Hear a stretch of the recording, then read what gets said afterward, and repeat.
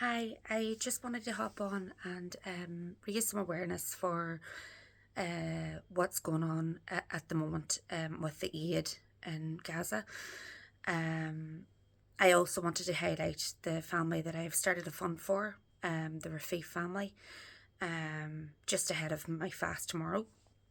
Um, the proceeds for the fast are going to a different family, but there has been cutouts of communication over the last week. The internet's been dropping in and out, so I'm giving the Rafif family a break today, and I'm going to record this video for them to raise awareness for their fund because we haven't received any new donations in a few days.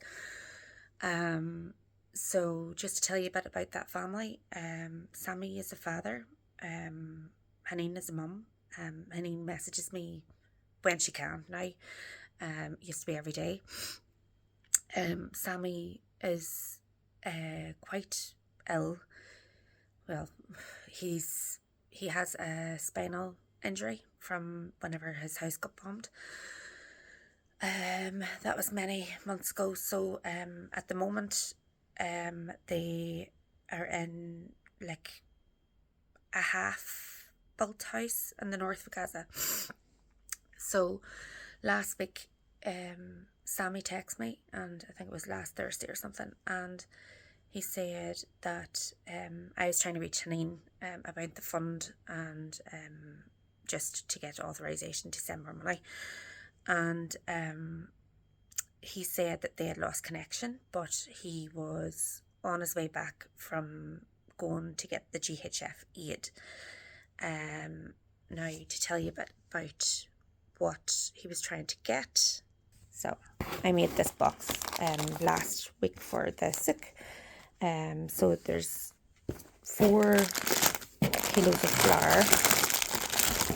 Yeah, it's all a bit mixed up here, but so 4 kilos of flour.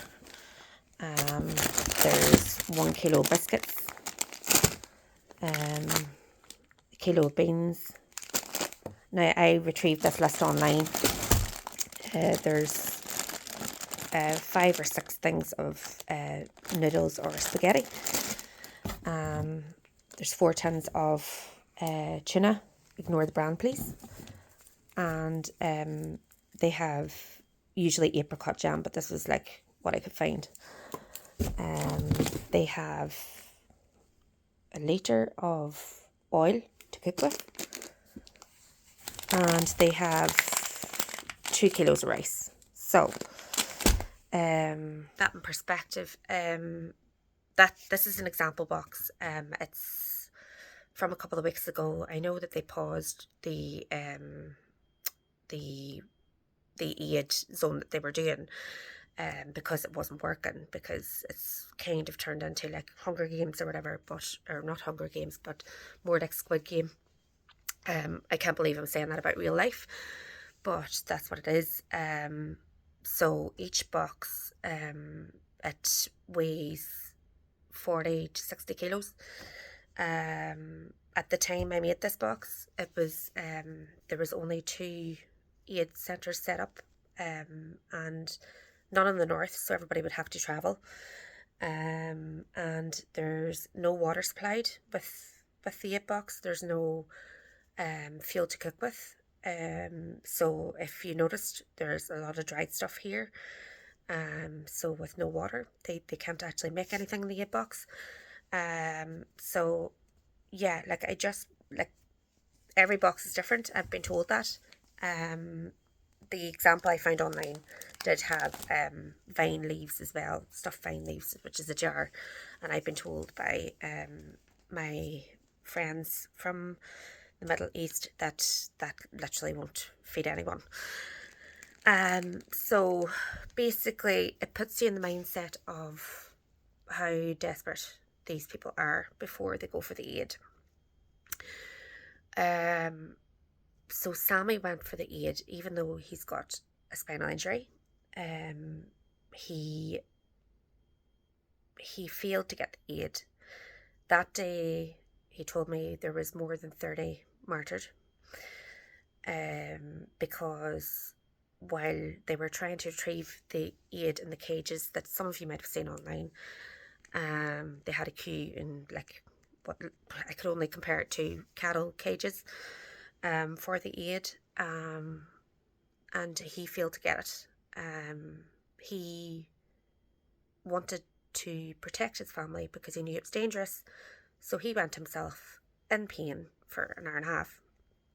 So I was absolutely brokenhearted to speak with him and find out that after all that effort, he didn't get any aid. So basically, when you send money to me for any families, through jewellery or whatever it might be, it goes towards anything they can get at market.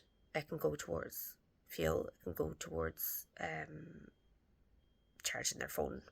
It can go towards eSIMs. It can just basically help. Like, they've had minimal aid delivered the last couple of days of flour only, but like, it's still, like, everything they're getting is not nutritional, it's not sustainable. So yeah, like, I know that there's a lot going on with people, and I know that there's a lot going on in the world, but if a few of us just continue to sponsor one family, and by sponsor I mean, yes, donate every once in a while, but share their stories whenever they're posting. So this is for the Rafif family. Again, I wanted to separate it from my fast tomorrow, because I'm doing that for another person. So yeah, so keep following. You don't have to keep watching, but be aware of the complete torture these people are under.